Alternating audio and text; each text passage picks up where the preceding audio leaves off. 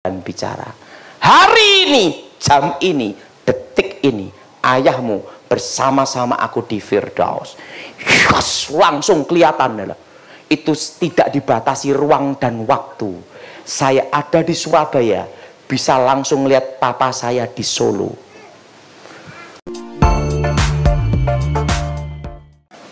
Saya ikut KKR Gilbert, duduk di belakang.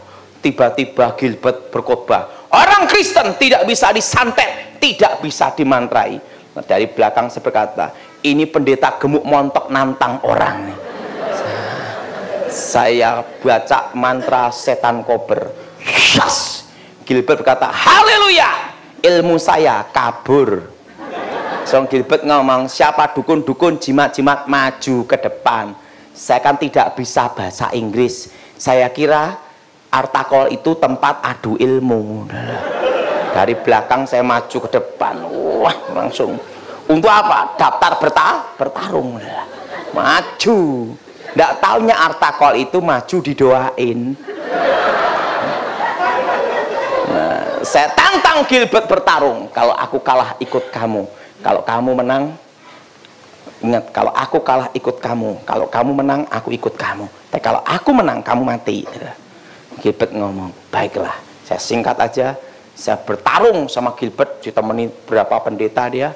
Saya kalah mental, hilang ingatan, gila 1 tahun. Saya didoain pendeta-pendeta, bukan tambah sembuh, tambah gila. Nah, tepat 1 tahun, tiba-tiba terdengar suara, akulah Alfa, akulah Omega, akulah yang awal, akulah yang akhir. Aku telah mati bangkit hidup kembali. Akulah aku, YHWH, Yahweh. Jadi pada waktu saya mendengar nama Allah, itu adalah Yahweh. Langsung wajahnya melebihi cahaya matahari, sinar pelangi. Akulah Alfa, akulah Omega. Aku adalah aku, akulah aku, YHWH, Yesua HaMashiach. Saya ketemu Yesus sendiri tahun 93. Tidak bisa lihat wajahnya, hanya jubahnya dan lubang pakunya ada di sini. Coba semua pegang bagian sini. Bukan di sini. Kalau di sini dipaku robek, maka bagian sini maka bisa nah inilah. Saya ketemu Yesus sendiri tahun 93. Dan dia langsung ketemu saya, tumpang tangan, langsung gini. Hilang. Disitulah saya bertobat, sembuh dari hilang ingatan. Saya ketemu Gilbert, disuruh sekolah Alkitab. Saya sekolah Alkitab di Inteos, murid pendeta Pontas Pardede, lulus tahun 96, ranking 4. Tepuk tangan dulu. Karena muridnya tinggal 4.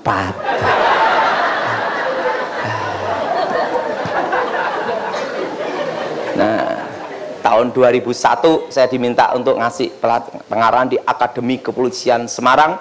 2001 bidang reserse intelijen, penangkal ilmu hitam. Jadi untuk bagaimana mengeksekusi ilmu kebal atau menangkap kejahatan berhubungan ilmu menghilang, ilmu reserse, penyidikan. Itu tahun 2001 sampai 2003 di Akademi Kepolisian Semarang. 2004-2014 saya menjaga presiden. 2014 sampai sekarang saya kembali ke gereja. Nah, tapi waktu saya menjaga tetap ke gereja pelayanan, tapi tidak seperti sekarang ini. Sekarang banyak untuk keluarga. Dulu hampir tidak ketemu. Tiba-tiba anak udah gede gitu lah. Nah, dan apa yang terjadi? Saya mau tanya sama saudara, siapa yang percaya Yesus yakin masuk surga? Angkat tangan. Apakah kalian pernah mati? Berbahagialah orang yang percaya walaupun tidak melihat. Saya percaya karena saya melihat. Kita buka dalam Injil Yohanes pasal 14. Injil Yohanes pasal 14. Injil Yohanes pasal 14 ayat pertama sampai dengan ke-7. Injil Yohanes pasal 14 ayat pertama sampai dengan ke-7. Saudara yang genap, saya yang ganjil. Janganlah gelisah hatimu, percayalah kepada Allah, percayalah juga kepadaku. Ayat 2 sudah baca? Di rumah apa, saudara? Tidak demikian, tentu aku mengatakannya kepadamu, sebab aku pergi ke situ untuk menyediakan tempat bagimu. Dan apabila aku telah pergi ke situ dan tak menyediakan tempat bagimu, aku akan datang kembali dan membawa kamu ke tempatku, supaya di tempat di mana aku berada, kamu pun berada.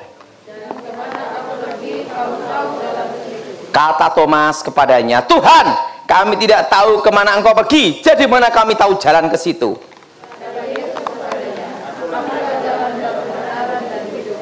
Tidak ada seorang pun yang datang kepada Bapa kalau tidak melalui aku. Sekiranya kamu mengenal aku, pasti kamu juga mengenal Bapakku. Sekarang ini kau mengenal dia, dan kamu telah melihat apa, saudara? Dia. Akulah jalan, kebenaran, dan hidup. Nah, hanya ada satu jalan untuk masuk surga, yaitu nama Yesus. Nah, dan Yesus pergi ke surga, naik ke surga untuk nyiapin rumah bagi kita. Di rumah Bapa banyak tempat tinggal. Waktu saya lulus sekolah Alkitab, saya lihat kehidupan pendeta. Pendeta itu susah sekali. Banyak proyek thank you, proyek terima kasih. Capek-capek doain jemaat dalam nama Yesus sampai ludah habis. Waktu mau pulang hanya ngomongnya gini, terima kasih pendeta, ongkos pulang pergi bayar sendiri. Dan saya lihat jemaat yang pelit sama yang murah hati, banyak yang pelit. 1000 jemaat, 900 pelit, 100 orang itu murah hati, itu pun mujizat. Wah, saya lihat, wah susah sekali jadi pendeta. Maka saya banting setir ke bisnis. Karena jadi pendeta berat, jadi hamba Tuhan proyek thank you. Nah, saya mulai bisnis dan berhasil. Seumur hidup saya, dari saya lahir tahun 74 sampai 2018, saya tidak pernah utang bank. Saudara boleh cek bank seluruh dunia tentang saya, seputih salju. Saya tidak ada utang bank seumur hidup, karena saya paling takut utang bank. Nah, disitulah saya merintis bisnis, dari pengecer, agen, sampai jadi pabrik tanpa utang bank dan hanya modal 100.000 rupiah. Saya jadi pabrik plastik. Nah, setelah berhasil, lupa panggilan Tuhan. Nah, makanya orang lupa Tuhan itu pada waktu diberkati. Manusia ingat Tuhan waktu susah, betul? Yang ngomong betul pelaku semua. Dan apa yang terjadi? Waktu saya doa, Tuhan bicara, Daud, ada apa Tuhan? Sudah waktunya kamu pulang ke rumah Bapa. Hah? Mati. Saya ngomong sama Tuhan, Tuhan, kalau kiranya umurku diperpanjang sesaat saja, aku melayani Engkau sampai akhir hidupku. Tuhan berkata, sudah waktunya. Di situ saya bingung, kalau saya mati modelnya kayak apa?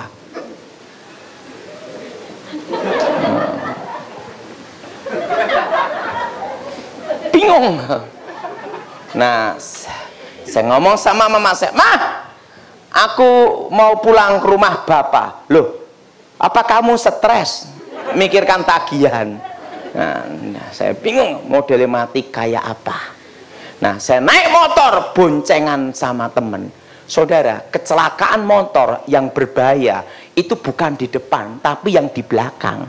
Karena di depan tahu menghindar, yang belakang kan tidak tahu, gitu lah. Tiba-tiba, brak, gitu aja lah. Saya ngalami sebabnya. Nah, teman saya naik sepeda motor kenceng. Nah, nyalip truk. Truknya ini tiba-tiba berhenti. Maduar. Nah, yang di depan gini menghindar gini, saya kan tidak tahu, tiba-tiba gini. Udah temangsang di bak truk. Makanya kecelakaan itu yang paling bahaya, motor itu yang di belakang. Karena tidak tahu apa-apa. Maduar gini. Jadi begitu buka mata sudah gelap langsung. buka mata, gelap, rapat gitu dah. Tiba-tiba gelap dah. Tiba-tiba saya lihat diri saya sendiri. Jadi dua. Itu tubuh saya, ini roh saya. Dan ada malaikat menjemput saya, tingginya 3 meter. Diajak naik ke atas. Diajak naik ke atas. Dan di situ ada lantai emas dan tangga emas. Dan di situ malaikat menyembah Tuhan seperti derau air bah, berlaksa-laksa, beribu-ribu laksa, berpuluh-puluh ribu laksa. Malaikat itu berkata, saya juga ngomong, saudara, nanti kita di surga itu ada bahasa sendiri, bukan bahasa Indonesia atau Inggris, tapi bahasa malaikat, bahasa roh. Gitu dah. Tapi ngerti apa yang dikatakan. Sebelum kau menghadap yang maha kuasa, engkau harus masuk satu ruangan dulu, ruang maha kudus. Dan malaikat itu berkata, sebelum lagu-lagu pujian penyembahan dinyanyikan di bumi, terlebih dulu dinyanyikan di surga. Jadi lagu barunya bumi itu lagu expirednya surga, lagu lama semua. Nah, di situ saya disuruh masuk satu tempat, tirainya terkoyak dari atas ke bawah, dan saya lihat tabut perjanjian dan terdengar suara, biar awan kemuliaanmu turunlah memenuhi bait sucimu, ku nyanyi haleluya di depan tata sucimu. Terus itu seperti derau air bah. Mari engkau menghadap yang maha kuasa. Di situ saya kembali lagi ke tangga emas itu.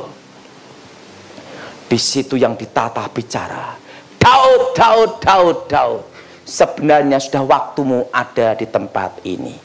Tapi karena engkau minta umurmu diperpanjang, maka umurmu akan kuperpanjang di muka bumi. Dan selama umurmu diperpanjang di muka bumi, pergunakanlah sebaik-baiknya. Tapi sebelum kau kembali ke rumah orang tuamu, ke muka bumi, maka akan kutunjukkan apa yang akan terjadi atas hidupmu dan bangsamu di masa depan. Langsung, akulah Alfa, akulah Omega, akulah Yahweh. Yes. Langsung kayak layar lebar. Sebelum dunia dibentuk, aku sudah mengenalmu. Yes. Hari-hari yang akan terjadi, Indonesia akan terpecah menjadi 3. Timor-Timor sudah lepas, 2 akan menyusul. Yes.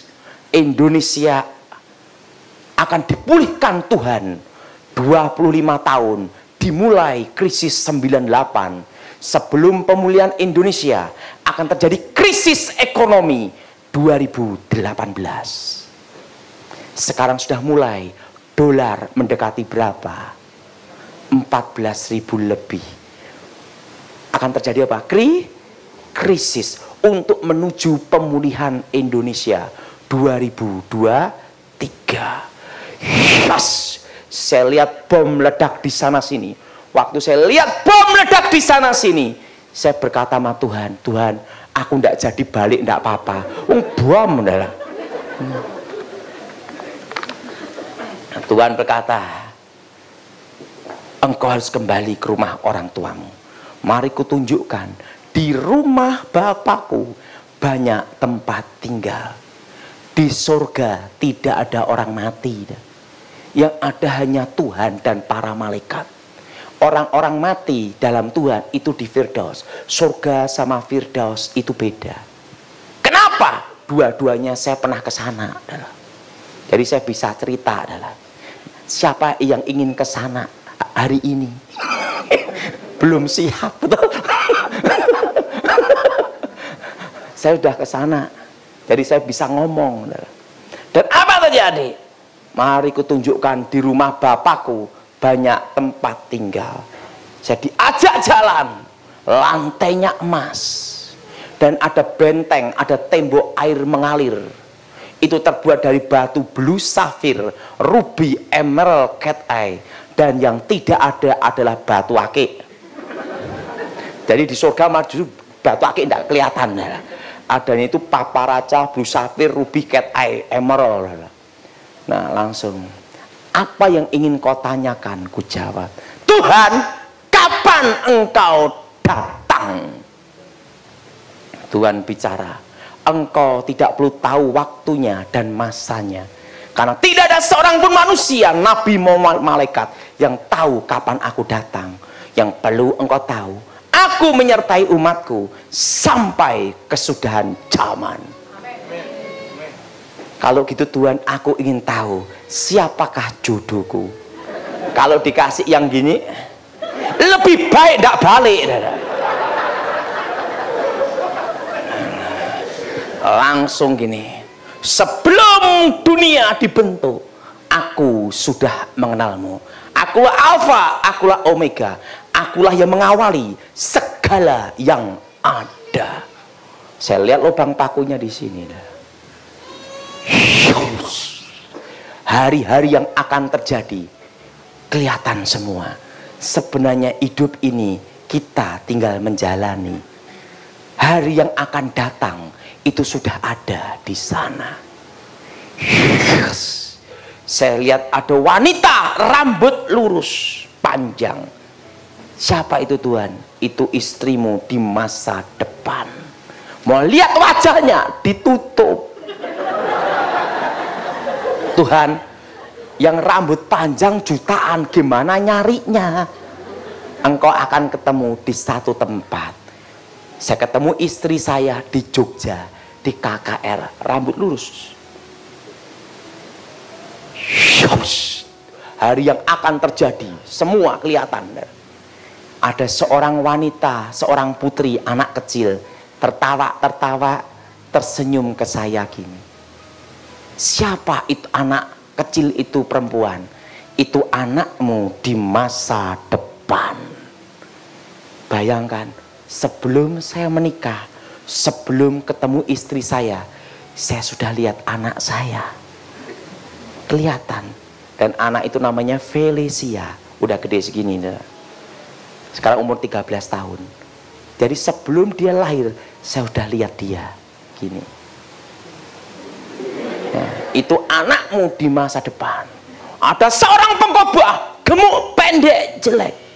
Siapa itu Tuhan? Itu engkau di masa depan. Hari-hari yang akan jadi, engkau jadi penasihat orang-orang terkemuka di negerimu. Terusan Tuhan ngomong, sudah waktunya kamu kembali ke rumah orang tuamu. Pergunakan hidupmu sebaik-baiknya. Tuhan, sebelum aku kembali ke rumah orang tuaku, aku minta satu hal, jangan engkau tolak sampai aku ke tempat ini lagi. Jawab iya dulu. Tuhan berkata, sudah waktunya kamu balik. Saya ngomong, enggak mau balik sebelum kau jawab iya dulu permintaanku. Tuhan ngomong, baiklah, kecuali kedatanganku. Ku jawab iya. Tuhan, jangan beri aku kekayaan. Nanti kalau kaya lupa siapa engkau. Dan kalau aku, jangan beri pula aku kemiskinan. Karena orang miskin itu susah, modal hanya nekat terus. Aku minta satu aja Tuhan, sampai balik ke tempat ini. Apa itu? Cukup bisa beli apa-apa.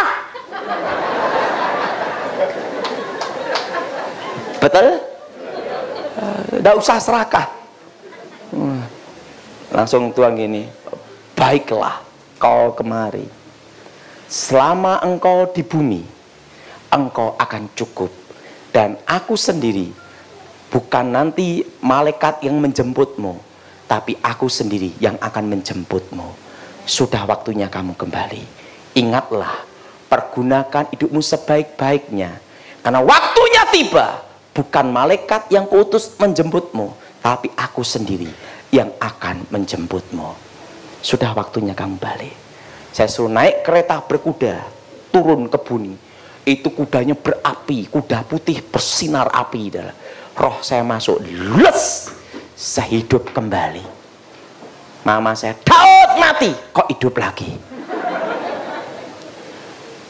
Dan Tuhan bicara dari surga, lagu-lagu yang kau dengar tadi, kuberikan padamu sebagai tanda engkau pernah ada di surga. Di situ saya baru mengerti. Langsung saya nulis lagu Awan Kemuliaan, ku nyanyi haleluya, tabut kekuatan. Saya semua alat musik bisa pegang, tidak bisa main.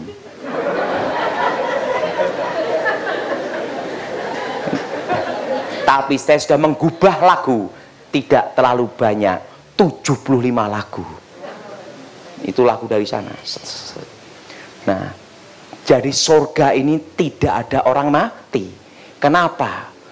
Ingat, menunggu hari pembagian mahkota. Nah, orang-orang yang mati dalam Tuhan, posisi ada di mana? Betul? Itu ada di Firdaus. Firdaus itu bagian dari surga. Ibaratnya kalau Surabaya masih Sidoarjo, untuk menunggu hari pembagian mahkota. Karena kebetulan saya sudah lihat di sana juga. Dalam hidup ini ada waktunya lebih baik tidak tahu masa depan daripada tahu masa depan. Tapi yang penting kita percaya indah pada waktunya. Amen. Ayah saya meninggal itu 2018 tanggal 13 Januari. 2 minggu sebelum meninggal, waktu doa Tuhan bicara, Daud, ada apa Tuhan?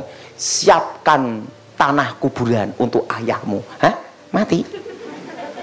Saya ngomong sama adik, Han, ayo kita cari tanah kuburan di Delingan. Untuk siapa? Untuk papa. Hah? Papa mati Daud? Iya. Saya itu langsung saya kembali ke rumah orang tua saya. Papa saya gini, Daud, papa saya itu sehat, kelilingan plastik, agen plastik, masih ngangkati plastik. Baru megang nota gitu. Kamu cari tanah kuburan untuk sopo? Untuk papa. Hah? Loh, aku memang mati toh? Iya. Makanya papa harus bertobat mulutnya. Papa saya itu percaya Yesus, tapi mulutnya tidak bertobat. Jadi kok maki-maki pembantu, pembantu gini-gini. Maki-maki mama saya, anjing aja dimaki-maki sama dia. Pokoknya semua dimaki-maki sama dia. Makanya saya dikasih nama babah kresek, kayak tas kresek yang selalu kresek itu udah. Karena ribut terus tiap hari. Nah, hari itu langsung berubah. Baikin pembantu, baikin mama saya, baikin tukang pijet yang dimaki-maki dia. Pokoknya dibaik-baikin semua. Setelah itu pajak motor, pajak semua dilunasi, listrik dilunasi, semua utang dilunasin, semua lunasin. Baju-baju disetrika semua, termasuk jas yang nanti akan dipakai untuk penguburannya dia disiapin sendiri. Disetrika gitu semua, dikasih ke lemari gitu. Untuk apa? Menunggu waktunya. Nah, 13 Januari saya khotbah di Jakarta, mau ke Surabaya karena hari Minggunya saya khotbah di Victoria, tempatnya Pak Irman Santoso. Nah, sampai ada di Surabaya, Surabaya, tiba-tiba Tuhan bicara, Daud, ayahmu kupanggil pulang, batasnya jam 10 malam. Bayangin, dikasih waktunya, jamnya, detik, waktunya. Langsung saya telepon, Mama di mana? Ini sama papa baru beliin bakso. Papa mau dipanggil Tuhan. Bagusnya melayani, bukan mati Jadi papa saya beliin bakso, makan bakso. Langsung adik saya, kakak saya telepon semua. Ingat, papa mau dipanggil Tuhan. Batasnya jam 10 malam. Siap-siap semua. Jadi semua ngeliatin papa saya. Sebentar lagi mati. Dan apa yang terjadi? Maka saya ngomong-ngomong aja, ngomong-ngomong biasa, ngobrol masalah bisnis, kerjaan. Tiba-tiba jam 8 serangan jantung. Saya doa sama Tuhan, Tuhan beri waktu 1 malam saja supaya saya ketemu ayah saya sebelum engkau memanggil. Tuhan ngomong sama saya doa Tuhan, Tuhan beri waktu 1 malam aja. Bicaralah Tuhan. Nggak dapat jawaban. 1 malam saja. Kenapa? Kalau saya naik pesawat nggak bisa, adanya minggu pagi jam 6. Mau naik kereta 5-6 jam. Naik mobil 6 jam. Naik bis 6 jam. Surabaya Solo kan tidak. Jam 9 saya doa. Jam 9.30 saya ditelepon, ini papa di ruang ICU gini-gini, serangan jantung. Tuhan, kehendak-Mu yang jadi. Tuhan tuh menunggu saya ngomong kehendak-Mu yang jadi. Waktu saya ngomong kehendak-Mu yang jadi, langsung Tuhan bicara. Hari ini, jam ini, detik ini, ayahmu bersama-sama aku di Firdaus. Yes, langsung kelihatan. Itu tidak dibatasi ruang dan waktu. Saya ada di Surabaya, bisa langsung lihat papa saya di Solo. Dipegang-pegang dadanya gini. Dan dari tubuhnya keluar cahaya, kepsap, langsung pindah ke satu tempat. Tempatnya itu tiada ujung dan ada pintunya, itu bersinar putih kristal, langsung buka, begitu darah. Dan papa saya langsung ditok, 69 tahun, meninggal umur 69. Saya baru mengerti. Yang dihitung tahunnya itu bukan waktu kita lahir, tapi pada waktu terbentuk hari pertama di janin. Jelas? Jelas? Jadi waktu dalam kandungan jadi pembuahan sel sperma dan sel telur, itu dihitung hari pertama. Baru saya mengerti, Dara. Jadi dihitung dari situ, bukan waktu lahir. 69 tahun. Langsung papa saya masuk. Langsung berubah. Jadi kayak usia 20 tahun. Nanti yang tua-tua semua di Firdaus berubah.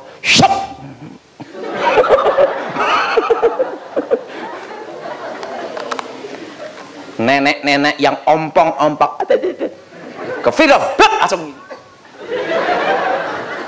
robah, semua jadi muda. Sama fotonya dengan waktu ayah saya menikah, persis berubah langsung.